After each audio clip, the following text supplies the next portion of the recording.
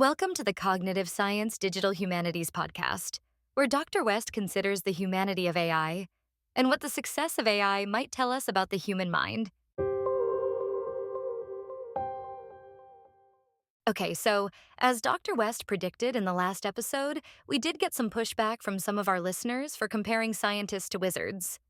So, in this episode, Dr. West talks about how scientists are different from wizards and how modern people are different from the way people used to be.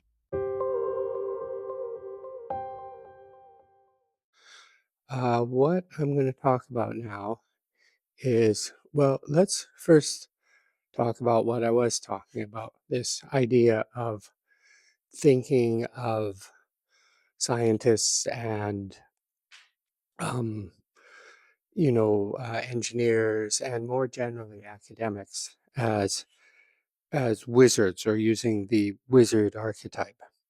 Now, we can push back on that and we can say, at this point in time, is there anything more different, right? Like scientists and a wizard, that seems completely different now, like very opposite, in fact.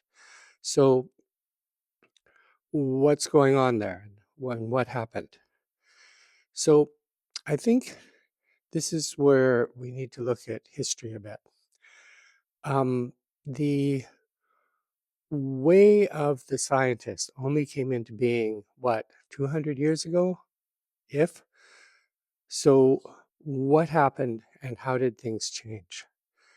So, I think previously, if you look at the sort of intelligentsia, they looked very, well, wizard like. They looked like philosophers and they would write things in terms of, you know, poems or dialogues or things like that. Have you ever read, the original writings of some of these philosophers?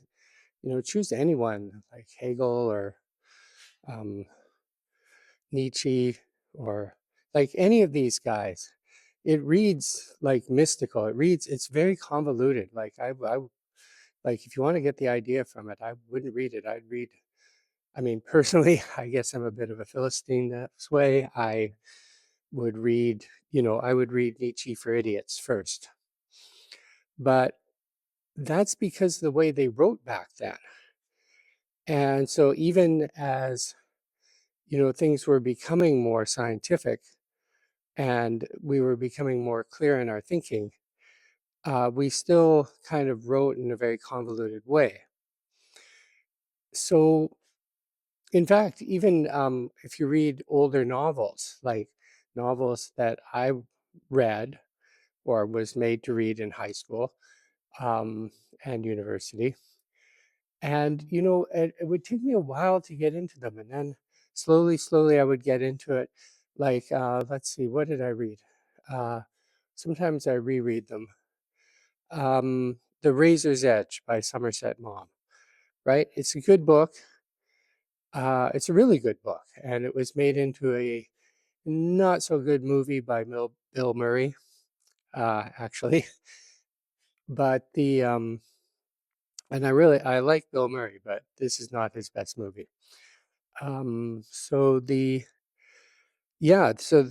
book, though, like a lot of books of that era, are you got to spend some time getting into it, get reading it and getting into it, absorbing it before it starts to flow, or at least that's how it is for me. And a lot of people say that, like, oh, I tried to read this, like when Lord of the Rings came out, a lot of people were like, oh, I tried to read the Lord of the Rings when the movies came out. I tried to read the Lord of the Rings. It's so slow. It's driving me nuts. And then if they spend enough time, they start to get into it, and it starts to be okay. So I think what happened is as we became more and more scientific, or actually as we understood, so it's not really a science thing. I think it's actually a cognitive thing. I think it's actually as we understood what rational thinking is, what careful thinking is, what systematic thinking is, we developed more and more in that direction. Our training of people to think in that way, right? So, for example, um, Mozart was considered a wild musical genius at the time, but people have pointed out that his abilities are really not uncommon today. They're uncommon, but they're they're there in people who have trained all their lives and gone to had very good teachers and been educated in music really, really well. And what happened was, in some sense, the real genius was Mozart's father, who actually taught Mozart in a very modern way, a very systematic way, rather than the way that most musicians were taught at the time, which was they just simply apprenticed. They just simply went and were given an instrument and started playing. They were given some instruction, but they weren't systematically taught. So I think there's some history here where, as we understood thinking in this more abstract way, we started teaching people how to think in this more abstract way, right? Now, you can also see this in the Flynn effect. So the Flynn effect is the discovery by Flynn that IQ scores have been going up over the generations by a lot. So IQ scores are normed. So when you do your IQ score, it is what is your IQ compared to everybody in your country, usually your country, for say that year.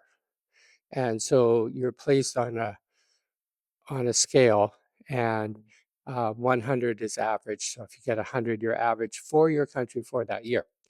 Now, what Flynn did was he unaveraged them or unnormed them. And what he found was that IQ scores, the raw IQ scores, have gone up a lot over the generations. So essentially, your father, your mother were much less intelligent than you, if you believe these scores. And your grandparents were borderline morons. Well, we don't use the moron word anymore, but you know what I mean. That, I think, was at one time the official word. Anyway, yeah, so what's going on there? IQ scores going up, up, up, up, up. And so there have been attempts to explain this based on nutrition and things like that. There's no way.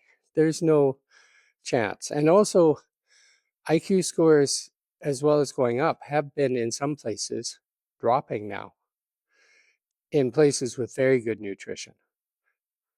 Okay. So in wealthy Western countries, there's some evidence of IQ dropping now. But what's really going on here, okay, is nothing to do with nutrition or genetics or anything like that. And you can listen to my podcast on IQ if you want more accurate information on that. What's going on, and this is what Flynn himself believes, is it just simply tracks the way we've changed how we teach people. We teach people differently. We're much more systematic. We're much more like Mozart's father, where we teach in schools how to think systematically, right? How to put together thoughts in a very rational, mathematical way that is not colorful or poetic, but just it all goes together in that careful way. We also teach, so part of this too is teaching students to think a lot more like a philosopher, to take abstract notions very seriously. So that's something else that Flynn pointed out, is that what you see is mm, the sort of intelligence exhibited by people, 100, 200, 300 years ago is very practical intelligence. They were very concerned with living in the physical world and living in villages and living with other people. So it's an intelligence based on day-to-day practical things. and that's what was taught. So, for example, one of the things you used to do was memorize your times table. And before that, you would memorize, say, all the capitals of all the, say, provinces or states in your country. It's just straight memorization. And then this has largely been dropped from the curriculum uh, because that's how eventually people thought of it. They said, well, that's just memorization. That's not intelligence. Intelligence is manipulating abstract symbols.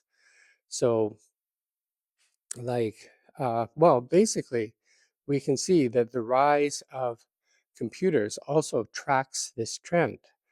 We start thinking, okay, we can build these things. We can build machines that think this way because we understand how they think.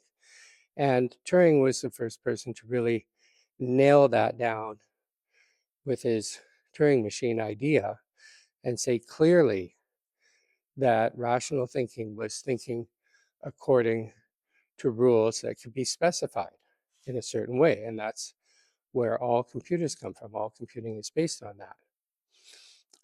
So we've got this whole package of things happening, and it's making things much more sort of deliberate or um, and much more sort of removed from the everyday, becoming more and more abstract, and then applying the abstract to the everyday rather than just memorizing things about my village.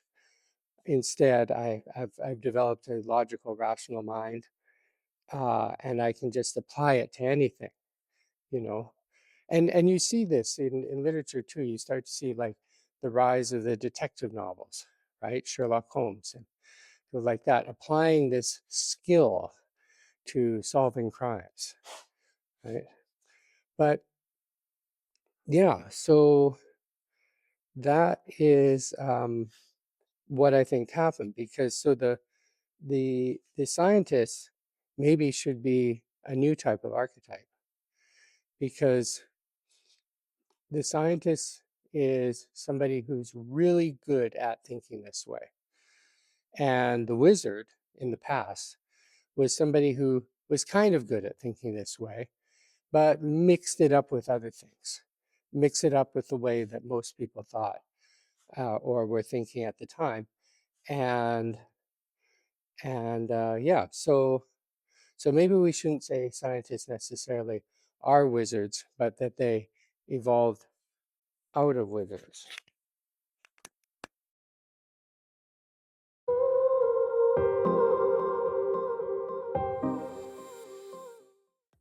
I see, the algorithm for training humans has changed across time. So humans are just like AI. We get better and better learning algorithms, and that's why we get smarter and smarter. So humans also get smarter and smarter, unless. Wait, has anyone checked if the new human algorithm is actually better than the old one? Is this an issue? Tune into the next episode to find out. And until then, have a wonderful day.